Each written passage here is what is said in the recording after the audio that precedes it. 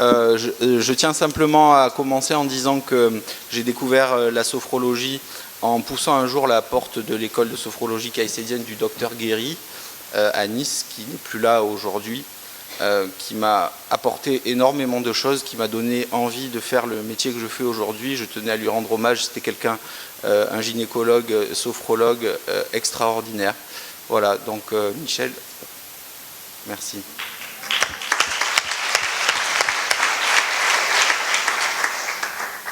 Donc je vais vous présenter, j'ai intitulé cette présentation « Phénoménologie de la respiration ». Je vais vous présenter le phénomène de la respiration à travers ma méthode qui va nous amener à découvrir la dimension de notre respiration et comment, à travers notre respiration, nous pouvons dévoiler notre conscience. Tout d'abord en posant une question, souvent qu'on oublie, on tombe dans cet écueil, on se demande qu'est-ce que bien respirer. Et bien souvent, on voit des gens qui cherchent à bien respirer ou à respirer autrement avant de se demander comment ils respirent. Se demander comment on respire, c'est déjà porter le regard sur nous-mêmes, et porter le regard sur nous-mêmes, c'est questionner la dimension de notre respiration. Une brève introduction sur la sophrologie. Le professeur Caicedo, dans les années 60, s'est intéressé à la conscience humaine. Il a fait des voyages en Extrême-Orient et il a créé une discipline scientifique qui étudie la conscience humaine avec les trois racines sos, phrène et logos pour désigner l'étude de la conscience en équilibre, en harmonie. Et on voit, le professeur Baquet nous l'a dit tout à l'heure, comment cette racine phrène, nous la retrouvons en tant qu'esprit corporéisé, en tant qu'âme, en tant que conscience pour nous, sophrologues. Et c'est la même racine que l'on retrouve dans le diaphragme, le nerf phrénique. Le professeur Caicedo a défini la sophrologie donc comme la discipline scientifique qui étudie la conscience et les valeurs de l'existence de l'être. Et la conscience, et ça c'est le plus important, comme la force responsable de l'intégration de toutes les structures de l'être. C'est très très important parce que là il marque une coupure avec tous les concepts de l'époque de conscience qui envisageaient la conscience en Occident uniquement comme un faisceau qui éclaire le monde et qui capte le monde, et pas comme une conscience en tant que force.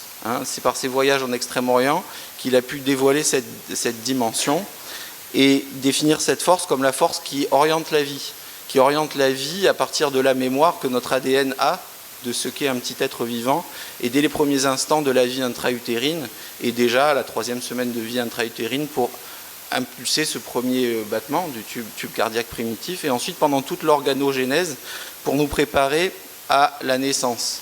La naissance, c'est la première adaptation de la vie extra-utérine par la première respiration.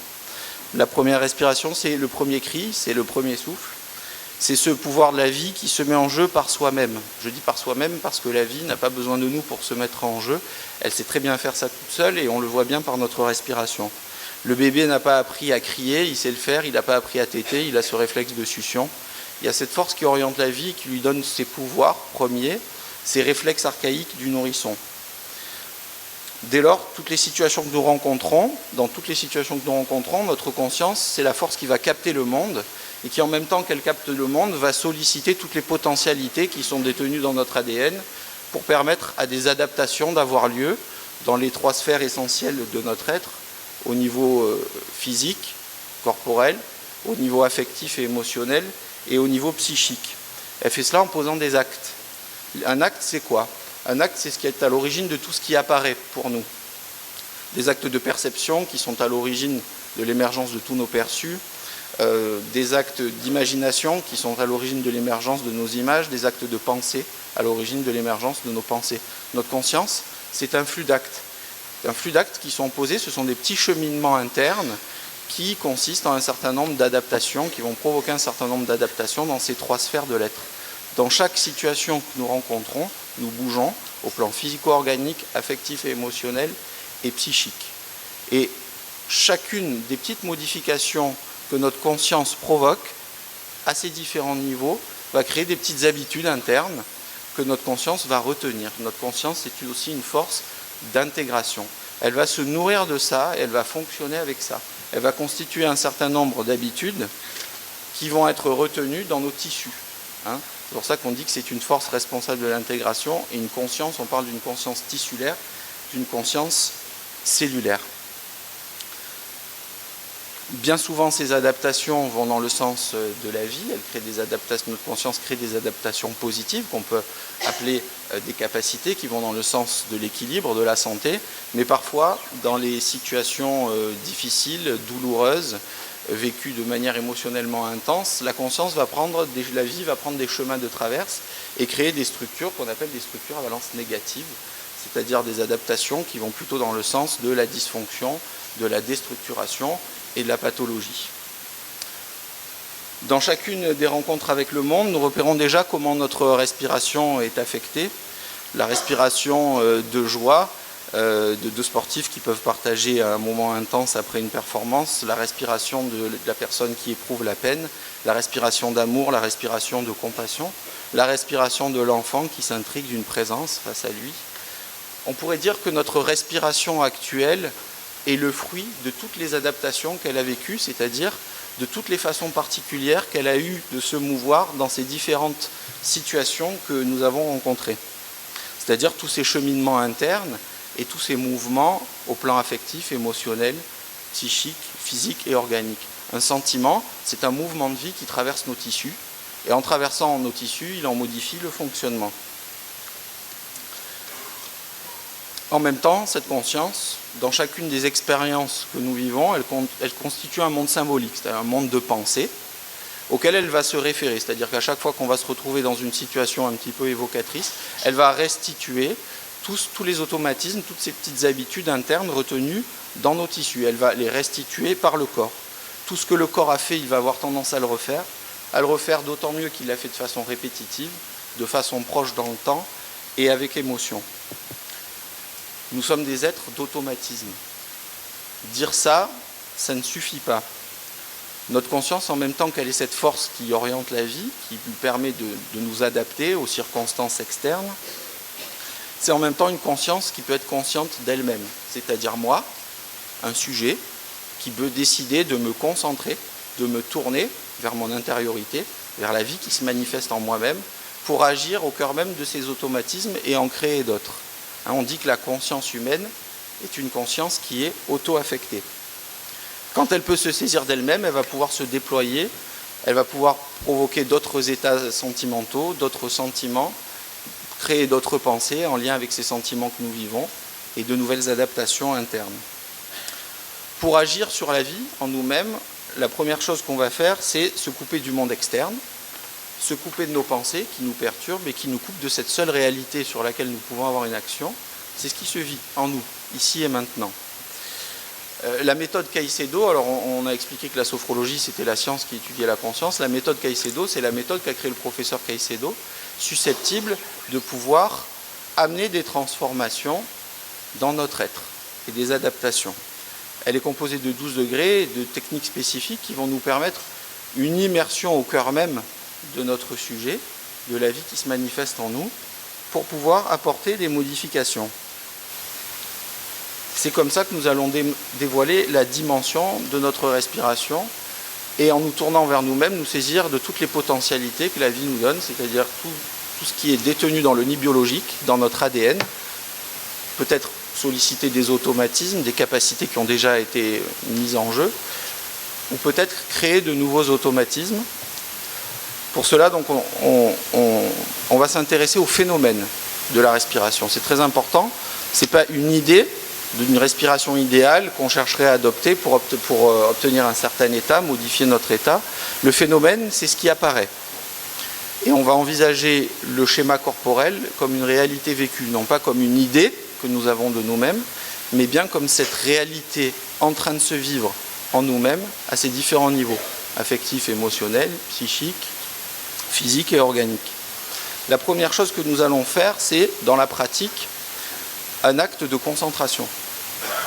La concentration, c'est une conversion du regard. C'est moi, je suis une conscience, je me tourne vers ce monde interne. Et en même temps, je vais pouvoir aller, donc moi, un esprit, à la rencontre du corps et de toutes ces manifestations internes qui relèvent de la vie sensible.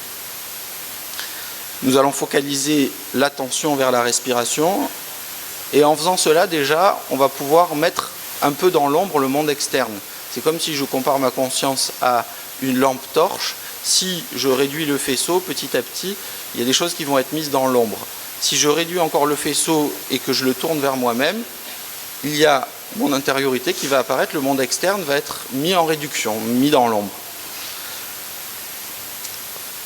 Cette présence à la respiration, c'est une connexion à l'ici et maintenant. Notre respiration, c'est toujours un mouvement de la vie qui est en train de se faire, c'est-à-dire un rappel permanent au présent de nous-mêmes. Je peux repérer, en me tournant vers ma respiration, ce mouvement autonome de la vie qui n'a pas besoin de moi pour se faire. Je peux aussi décider de m'en saisir, de le modifier dans son rythme, dans son amplitude, et puis relâcher et laisser cette respiration repartir dans son rythme autonome et repérer comment mon intervention a laissé une empreinte. C'est-à-dire comment ce mouvement de ma respiration par mon intervention se fait déjà un petit peu autrement. Et déjà, je peux prendre conscience de ma capacité à intervenir sur ce monde interne, à laisser une trace et à me sentir modifié, continuer de me sentir modifié par cette intervention.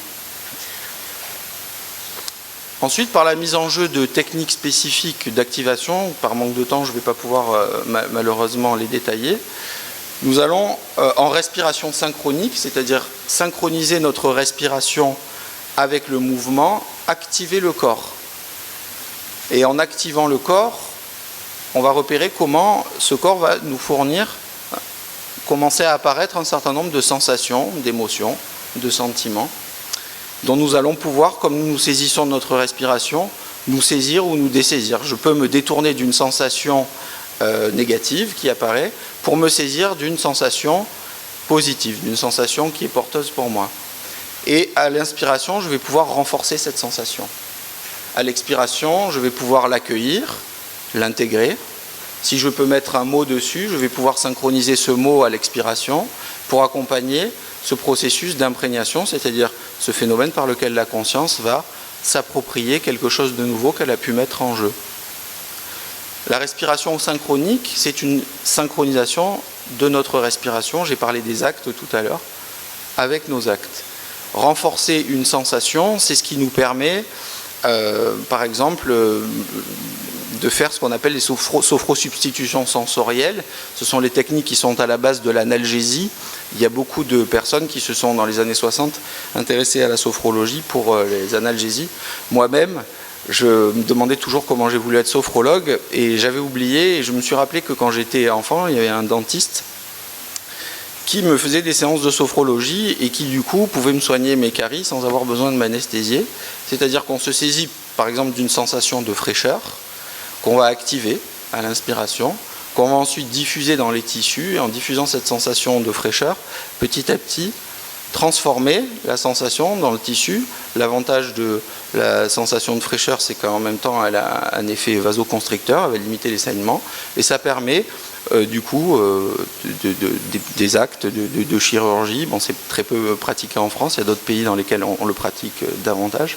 Se saisir d'une sensation, c'est aussi pouvoir se saisir de nouvelles sensations proprioceptives qui nous renseignent sur le positionnement de notre corps dans l'espace, de sensations interoceptives qui vont nous renseigner sur le fonctionnement de nos organes, et petit à petit de prendre conscience de notre capacité à, par notre respiration, se transformer nous-mêmes, c'est-à-dire déjà cette capacité d'auto-affection. Dans un deuxième temps, je passe ça. Dans un deuxième temps, nous allons mettre en jeu par la respiration l'esprit. Et l'esprit, nous allons le mettre en jeu par la contemplation. On a dit que la concentration, c'était une conversion du regard. Je me tourne vers le corps et il y a un corps de sensation qui peut se montrer, je peux m'en saisir par ma respiration. Là, je n'ai plus besoin de me tourner vers, je suis déjà là. Et ce que je contemple est là. Ce qui contemple, c'est mon esprit. La respiration va devenir l'objet de la contemplation, c'est-à-dire que l'esprit va se mettre à contempler la respiration. Et déjà, alors contempler, ça signifie aussi marquer une coupure. Marquer une coupure avec toute tentative d'explication, d'analyse, d'association d'idées, mais simplement constater. C'est la constatation passive d'une présence. J'observe ce qui est là est observé, et en étant observé, ce qui est là se transforme. C'est-à-dire qu'on va repérer comment, par notre propre regard, notre respiration déjà va se modifier elle-même, simplement en étant observée. Et comment petit à petit, en maintenant la contemplation, elle va pouvoir apparaître comme une lame de fond sur laquelle va pouvoir se détacher un sentiment. Un sentiment, c'est une capacité. Nous savons que nous sommes en capacité par le sentiment que nous avons de cette capacité. Je sais que je suis en train de mettre en jeu une capacité de confiance parce que, ici et maintenant, j'éprouve la confiance en moi-même. Je sais que je suis en train de mettre en jeu une capacité de libre choix parce que, ici et maintenant, je fais l'épreuve de la liberté. Et cette capacité qui va apparaître par notre respiration, la respiration va en même temps pouvoir s'en saisir, la renforcer, et l'esprit se mettre en jeu comme une force de projection à l'existence. Notre conscience est une conscience qui est consciente d'elle-même, mais qui en même temps est désir. Elle est toujours un petit peu en devant d'elle-même, en avant d'elle-même. Et en étant un peu en devant d'elle-même, en se projetant, elle se crée. C'est-à-dire qu'elle crée des capacités. C'est-à-dire avec quelque chose de bien présent ici et maintenant, dont je peux faire l'épreuve à travers mes tissus, à travers ce mouvement de ma respiration, qui est bien particulier, avec ce sentiment, avec cette capacité. C'est quelque chose de bien réel, puisque c'est en train d'être vécu. Je vais pouvoir me projeter dans une situation, par exemple, anxiogène, et me programmer pour vivre cette situation vécue habituellement comme une situation aversive, pouvoir envisager de vivre cette situation un peu plus en tranquillité. C'est déjà l'heure ? Je sens une approche, 2 minutes seulement. Je passe à ce troisième moment. Donc ce corps va pouvoir apparaître un peu autrement que comme un corps-objet, mais comme cette chair sentante qui se transforme au fil de ses repérages et de ses regards portés. C'est un petit peu le regard de l'expérimentateur qui modifie l'expérience qu'il est en train de faire de sa propre respiration. En maintenant le regard contemplatif, petit à petit va apparaître un espace de rencontre entre le corps et l'esprit. Cet espace de rencontre, on va parfois le vivre en ne pouvant plus faire la distinction entre une adaptation de notre respiration qui est le fruit de notre volonté ou une adaptation qui appartient à la vie pure et autonome du sujet. Oula, je m'entends en duplex. Dans ce moment-là, dans cet espace de rencontre, nous allons aussi pouvoir poser des actes de mémoire, c'est-à-dire méditer. C'est un moment de méditation. Méditer, ça veut dire revenir au milieu de soi. On a vu tout à l'heure qu'il y a plusieurs interprétations possibles et plusieurs mises en jeu de la méditation. Ici, c'est un retour au milieu de soi. Et au milieu de soi, nous allons pouvoir ramener un souvenir. C'est notre esprit, toujours, qui peut aller ramener un souvenir. Et en même temps, repérer comment ce qui est ramené par l'esprit va réveiller toutes les adaptations, le sentiment, une capacité que la conscience a pu déjà mettre en jeu dans une situation passée, qui va pouvoir revenir à la conscience. Ça, c'est très très important, parce que c'est ce qui nous permet, par exemple, avec des personnes, je travaille moi avec beaucoup de sportifs, parfois des sportifs blessés, c'est ce qui nous permet de retrouver un geste, retrouver des amplitudes motrices après une blessure, en posant ces actes de mémoire et en retrouvant ces données de sensation par le corps. Je terminerai parce que je sens que c'est la fin. Simplement par dire que petit à petit, en posant ces actes de conscience et par notre respiration, va apparaître en nous-mêmes un espace interne qui va intégrer un moi corporel, un moi de l'esprit qui peut être présent et en étant présent au corps le modifier, qui va intégrer les dimensions de passé, les dimensions de futur et qui va être un espace interne dans lequel nous allons pouvoir poser des actes, nous sentir modifiés dans ces actes, c'est-à-dire toucher l'essence même de notre liberté pour petit à petit aller volontairement dans le sens d'un équilibre, un équilibre biologique, psychique, social qu'on peut appeler la santé. Merci. Merci beaucoup. Merci beaucoup. Oui. On est obligé de passer rapidement à l'intervention suivante.